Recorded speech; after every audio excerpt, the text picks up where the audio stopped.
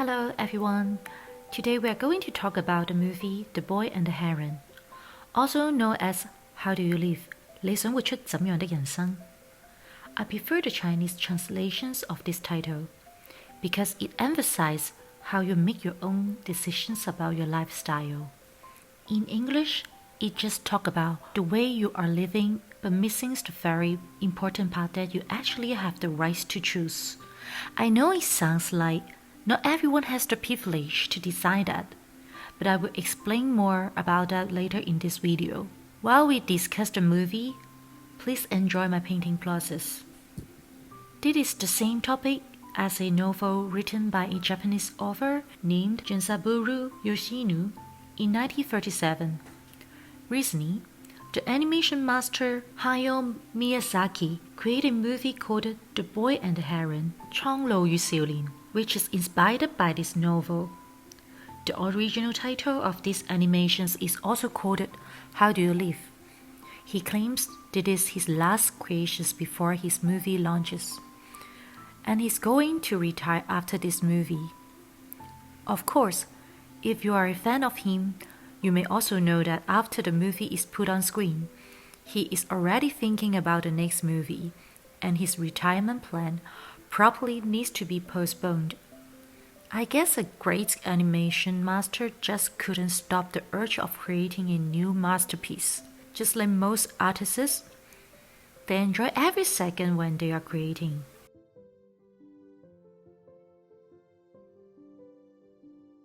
Hayao Miyazaki created a lot of great animation such as My Neighbor Totoro, Spirit Away, Castle in the Sky, and Ponyo.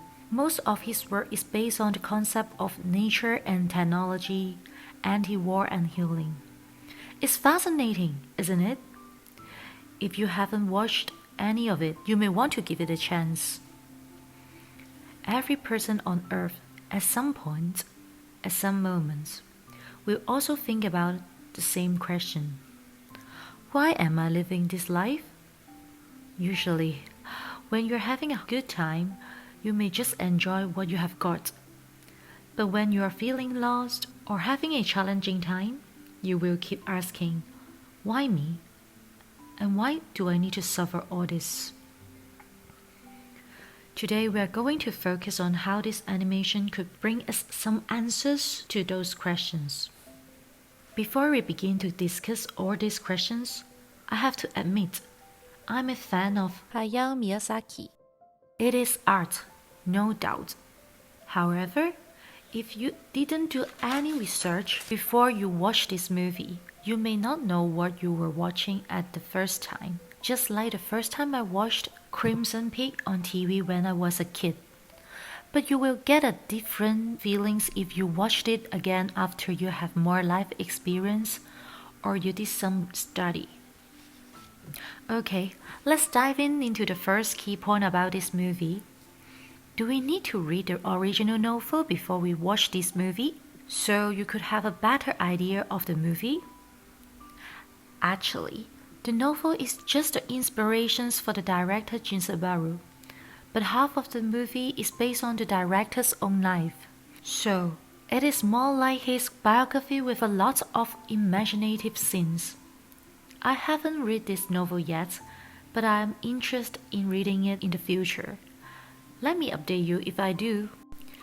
As I mentioned, Hayao Miyazaki's work often carried the underlying theme of anti-war, force, an idea of peace beneath the surface. Works such as Castle in the Sky, Heron's Moving Castle, The Wind Rises are no exception, including this one.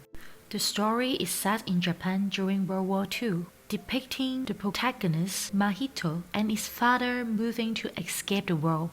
It also portrays the sense of detachment in this divided world and reveals the scarcity of resources during wartime. Despite Mahito's affluent family background, when the household maids see the luggage containing canned beef, tuna, and a package of sugar, their faces light up with unrestrained joy.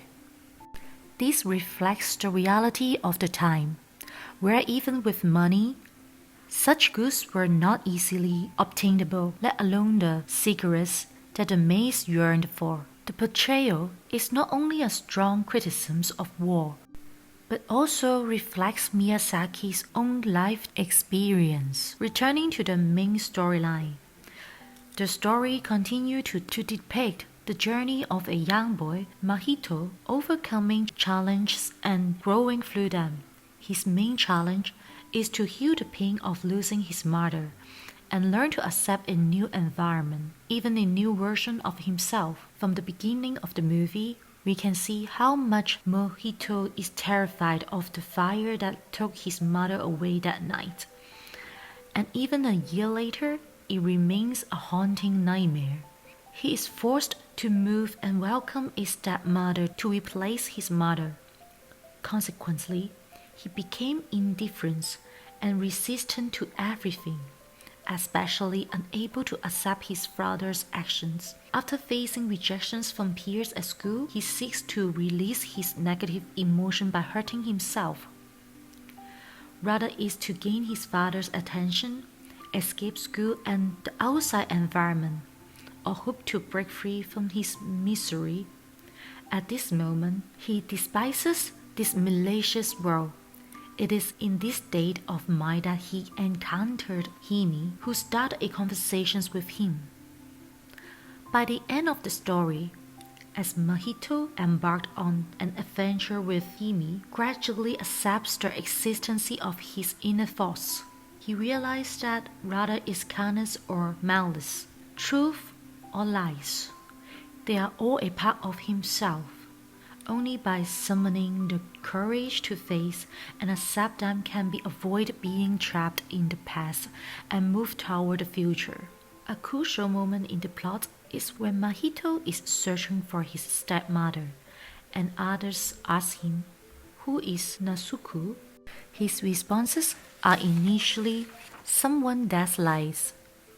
It's only during the scenes in the delivery room that he transformed from referring to her as Aunt Nasuku to Mom Nasuku. This key change signifies his ability to accept the presence of his stepmother. In the closing scenes, when Uncle Toshu intends to pass on the legacy of the overworldly reign to Mahito, he refuses. He gives up the power that could have allowed him to escape reality, free from cruelty, and create a world without malice. Instead, he chooses a world filled with pain, war, and even a sea of flames. These decisions represent his determination to face and accept reality. It also echoes the title of the book, What Kind of Life Do You Want to Live? Hayao Miyazaki, in an interview, revealed the significance he derived from this book. I think it conveys a message that no matter how difficult or cruel the era we are in, we can still decide how we want to live as human beings. And this summarizes Mohito's stance toward everything. Okay, now I'm going to answer the questions of how to live in my point of view. It's a bit heavy at the beginning, but I promise it's alright at the end. The answer is choose to stay alive. I know life is hard. I know life is not perfect. Just like Mahito, he chose to live in reality. There are lots of amazing things waiting for you ahead that you can't even imagine. The best is yet to come. In my own story, I had multiple childhood traumas, and I had been bullied by different groups of schoolmates for many, many years.